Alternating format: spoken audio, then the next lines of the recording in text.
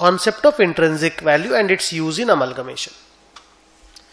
कई बार ये वर्ड, ये लोग बड़ा वर्ड इंट्रिंसिक वैल्यू बोल करके वर्ड यूज करता अमलगमेशन के चैप्टर में। इंट्रिंसिक वैल्यू होता कुछ नहीं है, देख सिंपल है। अगर कोई कंपनी का इंट्रिंसिक वैल्यू पता कर रहे हो तो intrinsic value of A company board पे देखते रहना, is nothing but it's fair value of net assets and goodwill.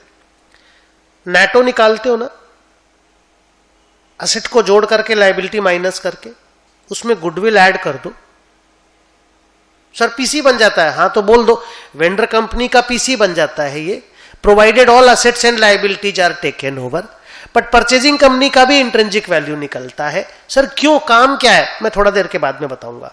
But intrinsic value का पहले कॉन्सेप्ट सीखो। इंट्रिंसिक वैल्यू कुछ नहीं है, सारा असेट का टोटल फेयर वैल्यू पे माइनस सारा लायबिलिटी का टोटल फेयर वैल्यू पे प्लस गुडविल।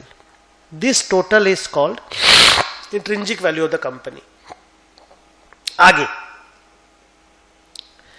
अगर कंपनी के पास इक्विटी कैपिटल और प्रेफरेंस कैपिटल दोनों है और इंट्रिंसिक वैल्यू ऑफ इक्विटी पता करना है, क्योंकि इसी का इक्विटी का ही पता करना होता है, तो ये जो total intrinsic value of the company निकला, इसमें जो पैसा प्रेफरेंस शेयर होल्डर को हम पे करने वाले हैं उसको अगर माइनस कर दोगे तो इक्विटी शेयर होल्डर का इंट्रिंसिक वैल्यू निकल जाएगा। If the company has both equity capital and preference capital, the intrinsic value of equity will be determined by deducting the amount payable to preference shareholders.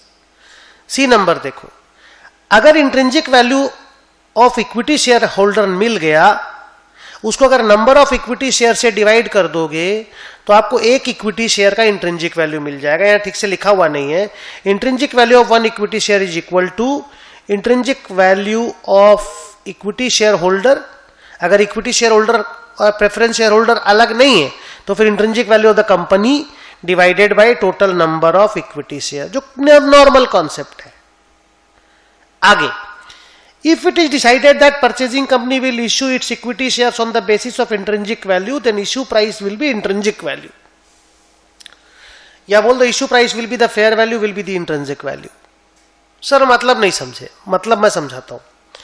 आपने बहुत सारे question में देखा, मैं एक डार्क और फेयर वाला क्वेश्चन करवा रहा था, वहां साफ लिखा हुआ था कि ब्राइट लिमिटेड अपने इक्विटी शेयर को 35 रुपया करके इशू करेगी।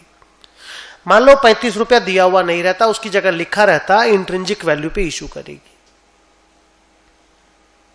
तो सर 35 रुपया को तो फेयर वैल्यू बोलते थे ना हम लोग। हाँ बोलते थे, बट अगर वो लिख दिया कि shares will be issued at intrinsic value, तो इंट्रिंसिक वैल्यू को ही फेयर वैल्यू मान लेना पड़ता है और इंट्रिंसिक वैल्यू ऐसे करके निकालना पड़ता है। तो बहुत बार ऐसा होता है कि अमलगमेशन में कंपनियां डिसाइड करती हैं कि भाई शेयर इंट्रिंसिक वैल्यू के बेसिस पे इशू हो।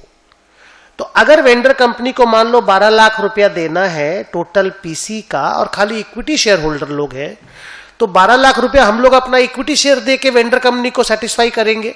तो हम लोग का पहले इंट्रिंसिक वैल्यू हम लोग निकाल लेंगे। मान लो हम लोग का इंट्रिंसिक वैल्यू 40 रुपया आया और ये इंट्रिंसिक वैल्यू हम लोग डिवाइड करके asset minus liability plus goodwill divided by number of share, जैसा आपको सिखाए, सम भी करके दिखाएंगे। तो जब हम लोग 40 से डिवाइड कर देंगे तो ये मान लो 30,000 शेयर आ गया। तो पहले हम लोग को पता नहीं था कि कितना शेयर देना है, क्वेश्चन पेपर बताया नहीं था। वो बोला था shares will be issued based on the intrinsic value. तो बढ़िया है, इंट्रिंसिक वैल्यू निकाल लो, number of share to be issued पता चल जाएगा। तो ये कभी कभी क्वेश्चन पेपर में देता है बोल के हम लोगों ने पढ़ाया आपको।